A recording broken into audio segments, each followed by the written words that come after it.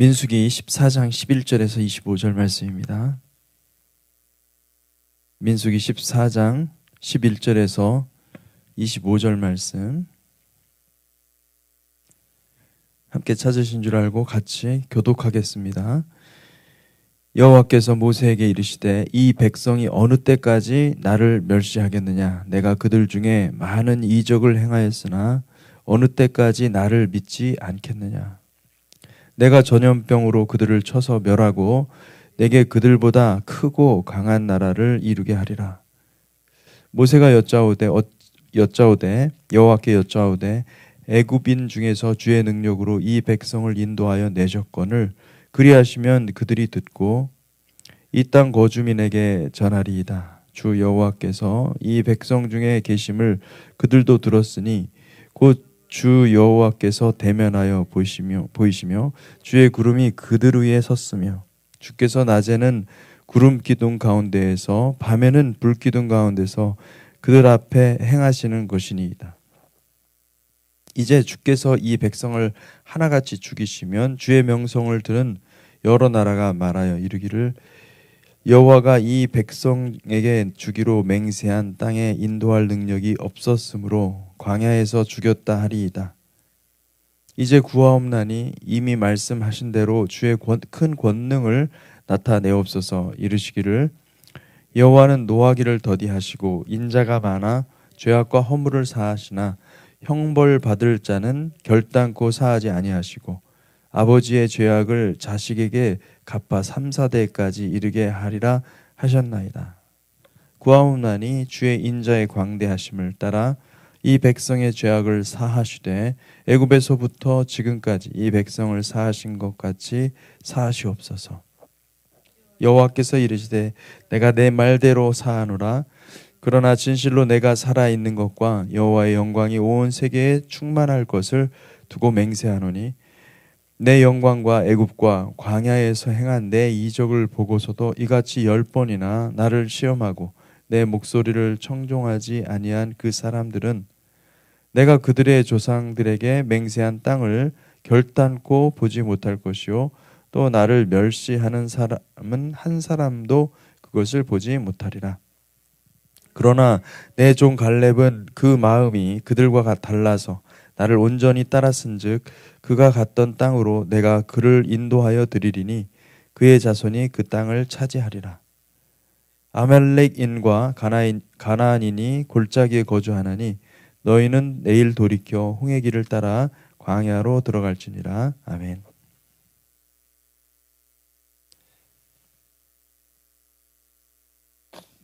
아멘. 우리 민수기 14장 11절에서 25절 말씀을 같이 읽었습니다.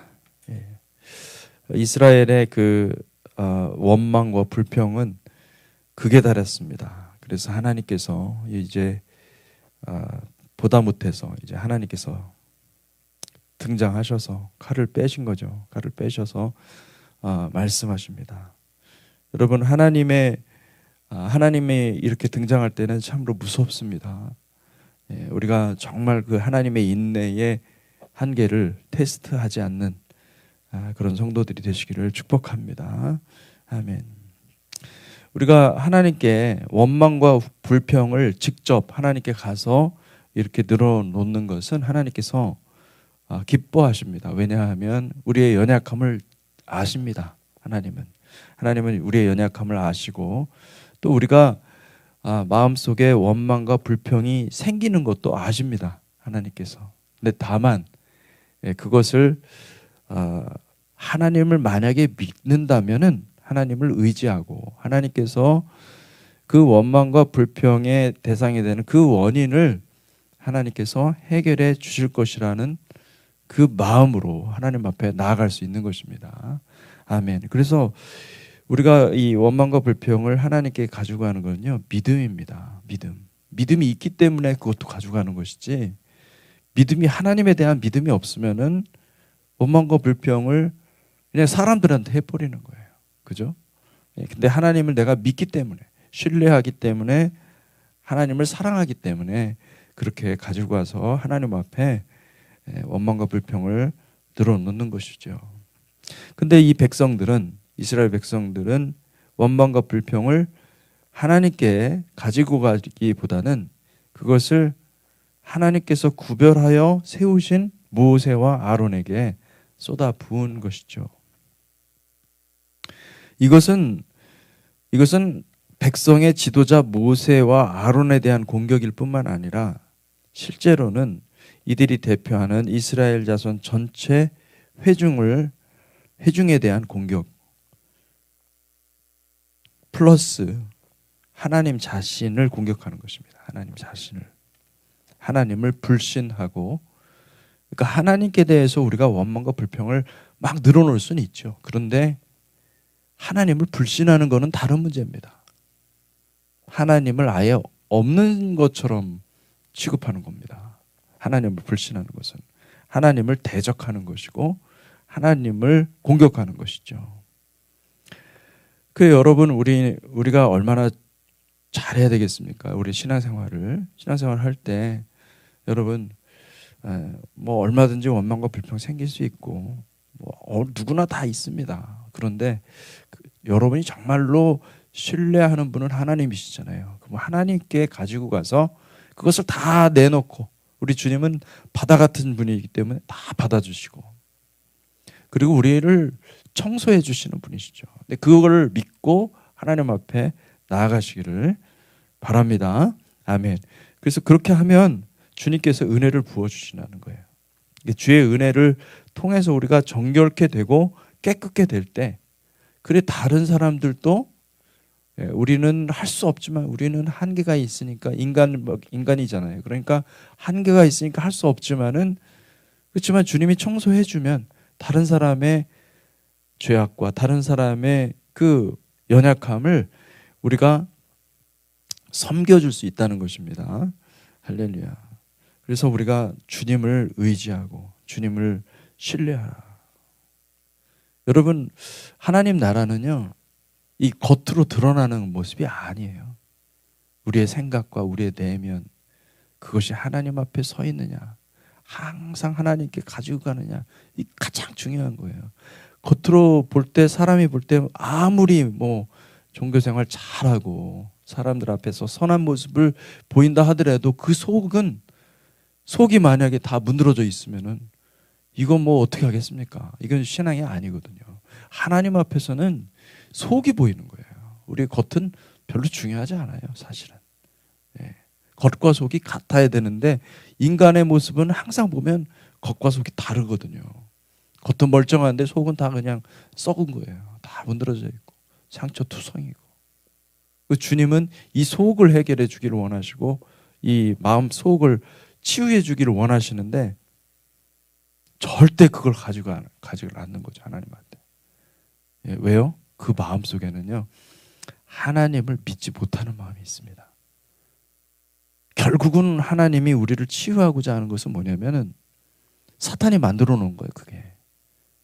우리 마음속에 불신, 하나님을 신뢰하지 못하고 하나님을 믿지 못하고 하나님을 아버지라고 부르지 못하는 그 마음, 그 완고한 그 마음을 하나님이 부수기를 원하시고 치유하시고, 그리고 주님을 정말 신뢰할 수 있는, 예수님께서 아버지라고 부르시고 항상 그 관계 속에서 그 치유를 맛보았던, 그 사랑을 맛보았던 그 은혜를 우리가 경험해야 될 줄로 믿습니다.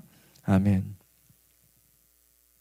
그러므로 여러분, 하나님 앞에 나아가서 모든 문제와 아픔과 모든 고민들을 하나님께 나아가십시오. 그러면 여러분의 인생이 너무너무 수월해집니다. 왜냐하면 무거운 짐들을 하나님께 다 털어놨으니 하나님께서 하늘의 평강으로 채워주시면 우리는 스트레스 받을 일이 없는 거죠, 사실.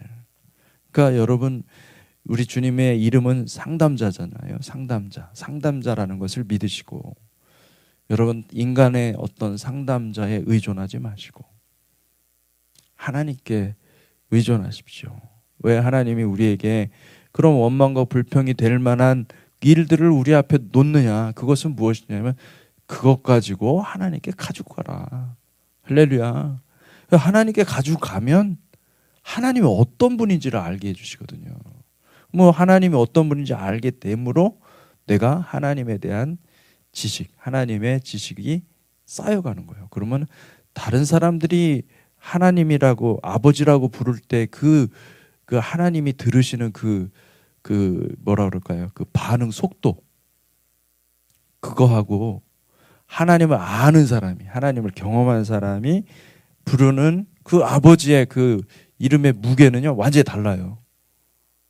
예, 내가 하나님을 아버지로 알고 있기 때문에, 하나님을 이렇게 친밀하게 알고 있기 때문에 주님은 나의 음성을 정확하게 들으시고 나의 신음도 아시고 다 아는 거예요. 다 알기 때문에. 그러니까 주님이 우리를 아는 거하고 우리가 주님이 아는 거하고는요 다릅니다. 여러분, 주님이 우리를 알아야 되지 않겠습니까? 할렐루야. 그래서 여러분, 이런 어떤 문제가 있다는 것은 축복이에요. 왜? 그거 가지고 하나님께 가지고 갈 수 있으니. 근데 그걸 가지고 하나님께 안 가지고 가니까 자꾸 내가 그거를 해결하려고, 내가 내 뜻으로 그것을 해결하려고 그래요. 내가 하나님이 되려고 그래요. 그러면은 항상 문제가 생기는 겁니다. 어제도 제가 말씀드렸지만은 이 천국에는요 수군거림이라는 게 없습니다. 천국에는 원망과 불평이 없습니다. 하나님의 임재의 빛이 너무나 강력하고 어둠과 그림자라는 것이 전혀 없기 때문에, 그래서 천국에는 빛이 있어요. 빛이 있으라. 이게 천국이에요. 사실은 빛이 가득한 세상이 천국입니다. 우리는 이 땅에 이렇게 대상이, 빛이 객관화돼 있잖아요. 빛도 대상이 돼 버렸잖아요. 천국은 빛이라는 것 자체가 대상이 아니에요. 내면에서 나오는 빛이에요. 모든 게 다 지금 이 세상은요, 이 세상 만물은 이 대상화돼 있어요. 다. 그런데 여러분, 그러니까 그림자가 생기는 거거든요. 빛이 있으니까 어떤 대상 물질이 있고 그 대상을 비추니까 그 뒷면이 어둠이 생기잖아요. 그게 그림자가 되잖아요. 천국에는 그림자가 없어요. 왜요? 당연히 없죠. 내면의 빛이거든요. 그 사람들 속에 있는 빛이더라. 빛이 있었음에, 태초부터 빛이 있었다고 그랬잖아요. 그 사람들이 그걸 알지 못하지만은 그 빛이 있었다고 그래요. 천국은 그 빛이 온 땅에, 그러니까 이 천국 킹덤은요, 그 빛이 하나님의 빛이에요. 그 빛이 있기 때문에 그 빛은요, 그 빛은 어둠이 없어요. 그 빛은. 그래서 그 빛은 우리에게 그 신령한 빛을 우리에게 주셔서 우리가 이 땅에서 구원받은 사람으로서 살아가는 삶은 그 빛을, 그 신령한 빛을 받아서, 보이지 않는 그 신비의 빛을 받아서 우리가 지속적으로 우리 내면에 있는 어둠과 그림자들을 다 제거하는 훈련을 하고 있는 것입니다. 여러분, 그런 훈련은 굉장히 유익합니다. 여러분, 정말 천국, 이 땅에서 잠깐 화해하고 이 땅에서 잠깐 문제를 이렇게 매듭을 풀잖아요. 천국에서는 놀라운 열매가 일어나는 거예요. 사실은. 왜냐하면 그거는 이 땅에서만 할 수 있는 건데 그 시간을 놓쳐보세요. 놓쳤다고 생각을 해보세요. 그거는 뭐 영원까지 있는 거잖아요. 그러니까 이 땅에서 내가 그것을 풀 수 있다고 한다면, 주님께서 말씀하신 이 땅에서 풀면 하늘에서도 풀리고, 이 땅에서 매면 하늘에서도 매는 거예요. 사실은. 그러니 우리가 이게 엄청난 기회를 받은 것이고, 이것 자체가 굉장한 은혜인데 우리는 그 은혜를 소홀히 할 때가 많다는 거예요. 여러분, 하나님의 은혜의 빛이 우리 심령 가운데 구석구석 비추시기를 주님의 이름으로 축복합니다. 아멘. 그래서 여러분, 천국 문 앞에 딱 서잖아요. 그러면 주님은 우리 내면을 정확히 보십니다. 어린 양의 보혈로 깨끗이 씻김을 받았는가. 중요한 것은 우리가 얼마나 많은 죄를 짓느냐가 중요한 게 아니라 그 죄를 다 어린 양의 피에 씻었느냐는 거예요. 정결케 됐느냐. 우리는 다 연약한 죄인이에요, 사실은.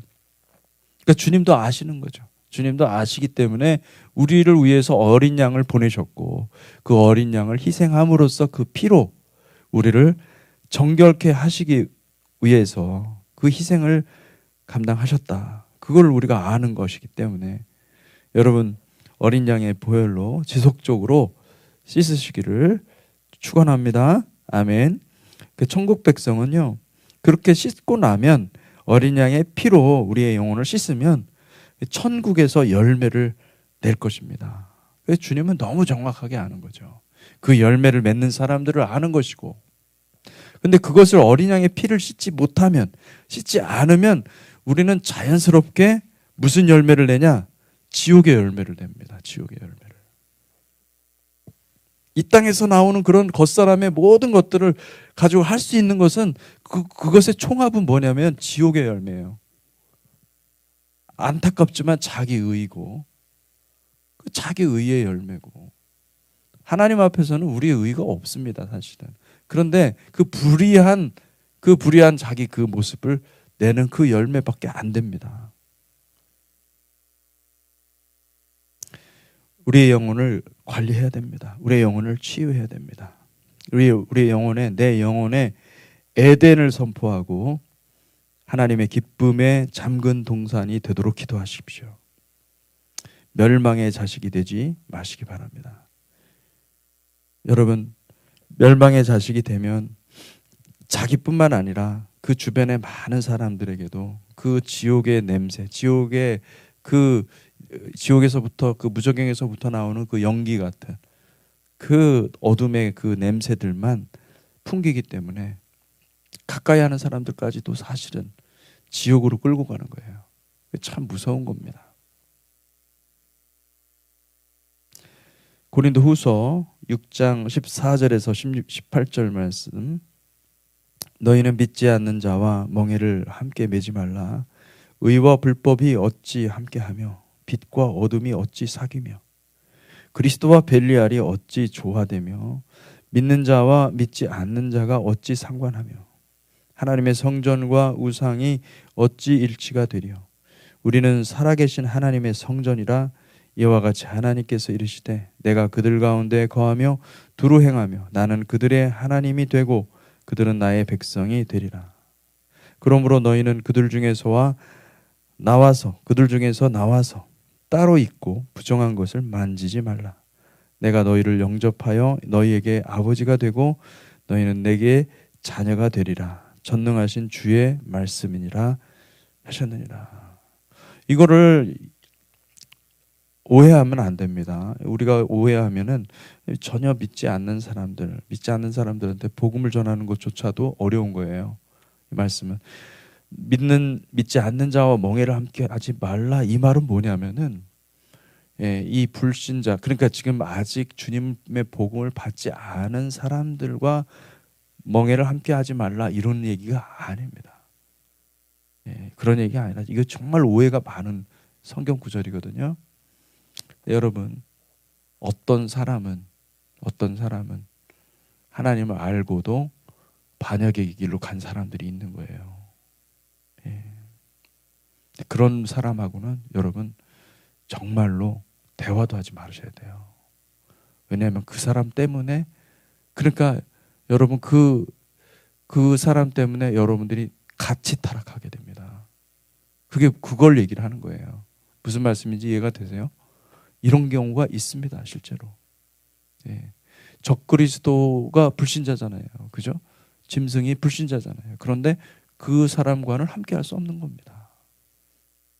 그렇지 않겠습니까? 우리가 다 사랑해야 된다고 하지만은 다 사랑해야 되겠습니까? 아니, 어떤 사람은 하나님께서 그렇게 하나님이 이 마지막 때에 짐승처럼 적그리스도처럼 사용할 사람들을 딱 구별해 두셨거든요. 근데 그거 하나님께 속한 것인데 크리스천들에게는, 성도들에게는 그런 지식을 주신단 말이에요. 그들과 같이 사귀지도 말고 그들과 함께 대화도 하지 말고. 어떻게 빛과 어둠이 사귈 수 있느냐? 이게 안 된다는 거예요. 할렐루야. 여러분, 주의 음성을 들으시기를 축복합니다. 아멘. 부정한 자들은 하나님께서 뭐 다 사랑하시죠, 물론. 근데 성경을 찾아보시면은 하나님이 미워하시는 자도 있습니다, 실제로. 그럼 하나님이 미워하시는 자면 사실은 사귀면 안 됩니다. 사귀면 안 되고 함께 할 수 없어요. 함께 할 수 없는 사람들, 그건 자연적으로 하나님께서 다 알아서 제거하시고 함께 하시는 것을 믿습니다. 가장 어리석은 사람은 누구냐면은 스스로 지혜롭다고 생각하는 사람이에요. 자기는 괜찮다고 생각하는 거죠. 괜찮아. 뭐 하나님께서 뭐라고 하든 나는 뭐 그 사람 하나님의 뜻 명령대로 사랑하면 돼. 그러면서 자기 영혼이 타락하는 줄도 모르고 같이 그 길을 걸어가는 거예요. 그렇게 갈 수 있습니다. 얼마든지. 그러니까 여러분, 우리는 선한 하나님의 빛을 따라가야 되는 거지, 사랑하라고 한다고 해서 악을 사랑하거나 악한 방향으로 갈 수는 없습니다. 그걸 분명히 하시기를 바랍니다. 자기는 분별할 줄 아니 자기는 괜찮다고 하면서 악한 자들의 말을 귀담아 듣습니다. 여러분, 듣지 마세요. 여러분, 하나님은 하나님이시고 우리는 우리예요. 우리가 하나님이 될 수는 없어요. 우리가 정말로 겸손해야 돼요, 하나님 앞에. 우리는 진짜 모르는 게 너무 많습니다. 아는 것보다 모르는 게 더 많다고 생각을 하시면 그게 맞습니다. 여러분, 부정적인 말이 우리 귀 속에 들어오면 여러분, 우리도 똑같은 사람이 되는 거예요. 나는 절대 그거 긍정하지 않았고 나는 절대 그거 뭐 받아들이지 않았는데요. 이미 여러분이 들었으면 내 영혼이 벌써 이미 타락이 진행됐다라고 보시면 되는 겁니다. 그때 주님께서 주시는 말씀은 뭐냐면, 정신을 차리고 그 자리에서 바로 하나님 앞에 회개하고 씻어내고 다시 어린 양의 보혈로 다시 씻어내고 회복해달라고. 주님이 보혈이 우리 안에 있는 죄를 씻어줄 수 있으니 나는 주님의 보혈에 의지할 수밖에 없는 것이고, 그래서 그것을 가지고 주님의 보혈이 그토록 사랑스러운 것, 그토록 좋은 것이거든요. 그러니까 내가 또 가지고 가서 하나님 앞에 가지고 가서, 주님, 내가 또 이걸 들었습니다. 이런 걸 보았습니다. 보고 듣는 것을 조심하라고 그랬잖아요. 그죠? 보고 듣는 걸 조심하시기를 바랍니다.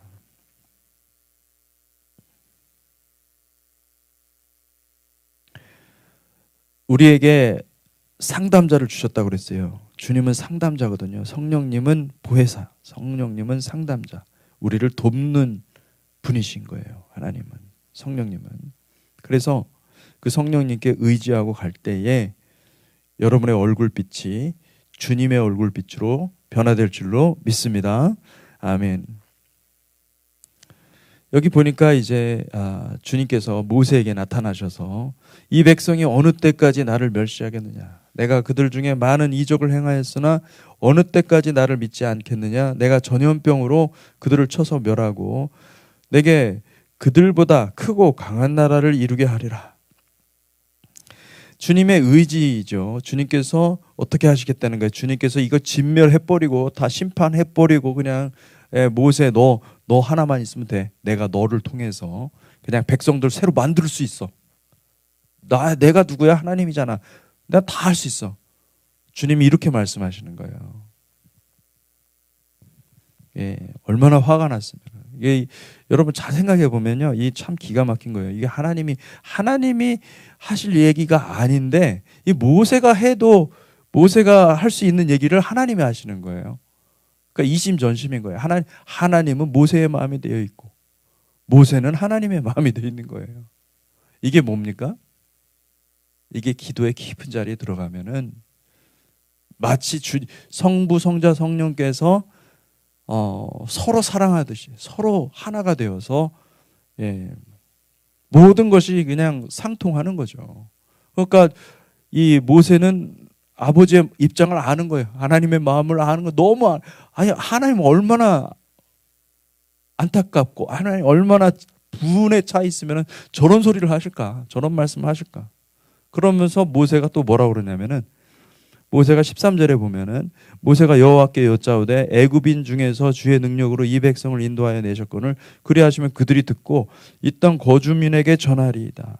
주 여호와께서 이 백성 중에 계심을 그들도 들었으니 곧 주 여호와께서 대면하여 보이시며 주의 구름이 그들 위에 섰으며 주께서 낮에는 구름 기둥 가운데서 밤에는 불 기둥 가운데서 그들 앞에 행하시는 것이니다. 이제 주께서 이 백성을 하나같이 죽이시면 주의 명성을 들은 여러 나라가 말하여 이르기를 여호와가 이 백성에게 주기로 맹세한 땅에 인도할 능력이 없었으므로 광야에서 죽었다 하리이다. 그러니까 이게 지금 모세가 하나님을 변호하고 있어요. 아니 하나님 그렇게 하시면 정말 지금 당장은 어쩔 줄 모르겠지만은 당신의 이름은 어떻게 되는 것입니까? 당신은 지금 아버지께서 지금 이스라엘 백성들을 다 이끌어서 광야로 데리고 와서 특별한 목적이 있어서 지금 가고 있는데 아니 그 백성들을 다 멸하였다 그러면은 그 당신의 이름은 어떻게 되는 거예요? 당신의 명성은 어떻게 되는 것입니까? 하나님을 변호하고 있어요. 지금 모세가. 이게 어떻게 가능합니까? 가능하죠. 그만큼 하나님을 친밀하게 아는 것입니다. 모세는. 그만큼 하나님을 사랑하는 것이었고 하나님을 가까이 간 거예요. 놀라운 신비가 있는 거예요. 그러니까 이게 사실은 이 구약 성경을 해석하면서 유대인들이 이런 걸 해석을 못했습니다. 예. 근데 주님이 오셔서 십자가를 통해서 자신을 계시하시고 그리고 사도들이 그걸 발견한 거예요. 어떻게 이렇게 모세는 이 수준까지 올라갈 수 있었는가. 근데 정말 주님께서 보여주신 그 겟세마네 기도가 바로 그 기도거든요.